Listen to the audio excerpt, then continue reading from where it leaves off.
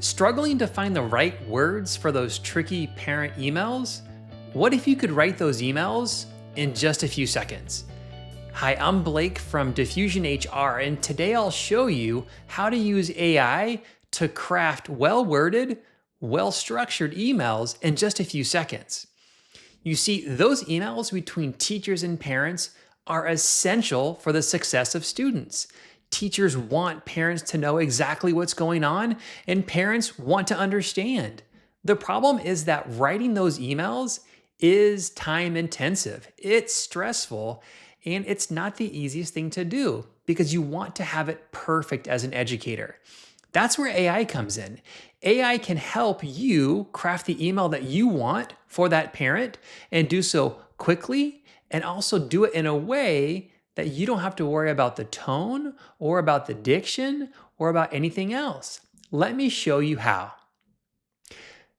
So I'm going to show you two examples. The first example is how to write the first draft of an email. And the second will show you how to use AI as part of an email string. Now with the first example, I was talking with a teacher just the other day, and she told me how she would write her own first draft and then have AI edit it. And that's a really good use case. And then I asked her, what if AI could help you write that very first draft? And her jaw dropped. She never thought she could even do that. Let me show you how to do that. I'll write a prompt here inside chat, and there's a student named Maria, and she's having some issues in class. She's not turning in her assignments. If she does turn them in, she's turning them in late, and she is being a little disruptive in class.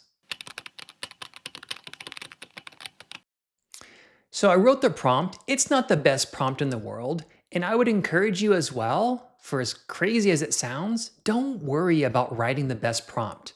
Just do a brainstorm and get it all down. Just make sure that the prompt includes what you want it to do. So in this case, I need an email. And I also added that this is the first time I've talked to this particular parent about this issue. And so to be a little kind, I'll submit that. So you can see here that in the first paragraph, it's a really kind email. It's not being too direct, but it's explaining some of the issues that Maria has. Second paragraph explains that this is the first time we've actually seen this, and I wanted to make you aware of it. That's pretty awesome. So this email is just to get the attention of the parent. That took just about 60 seconds from beginning to end to write that first draft. And it's a pretty good draft. If I want to make some edits, I can do that. But if I just wanted to copy what's here and paste it into an email, I could do that as well. Now for the second example. In this example, I already have a short back and forth via email with the parent. And I want to use that information and give it to chat. So what I'm going to do first is I'm going to go to this email string, and I'm just going to go ahead and copy this email string.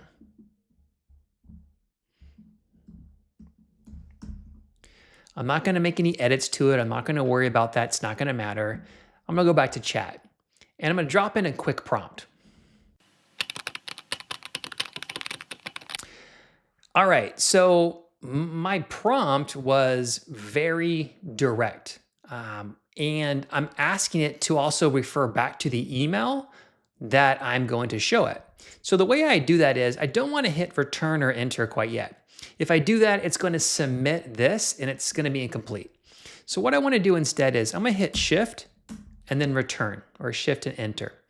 And then I'm going to put in there 3 quotes. Those 3 quotes are going to help tell the system or tell chat something very particular. And I'll let you know what that is in just a moment. Again, hit shift and return to get a new line. I'm hit Command V, or just paste all that information that I had, all the emails that were in that string. And I'll go down to the very bottom. At the very bottom, again, I want to hit shift and return and then drop in 3 more quotes. So everything that you see between those 2 pairs of 3 quotes will be considered as one piece of information by chat. And that's by design. That's what I want it to do. I don't want it to get confused thinking that the email chain gets broken into pieces. And so now I've got everything I want. I'm going to go ahead and submit this. All right, so I got the response again in about 2 seconds, and it's a pretty good response. And it's being direct like I asked it to. I need to talk with this parent. We need to work together to help John with his education. And that's exactly what's happening here. It used information from that email here in this reply email, and it used the prompt that I gave it to design that. Now, with both of these examples, what you see is AI doing what I have asked it to do. AI simply didn't create an email. It did it at the direction that I gave it, with the prompts that I gave it. That's one of the amazing things here. It's not going to simply write the emails for you. It's going to put them in a way or create them in a way that you have asked it to do. I would encourage you as an educator to now use AI to create those emails to save you that time, and then you can repurpose that time towards your students. And share this video with others so they can do the same. Take care.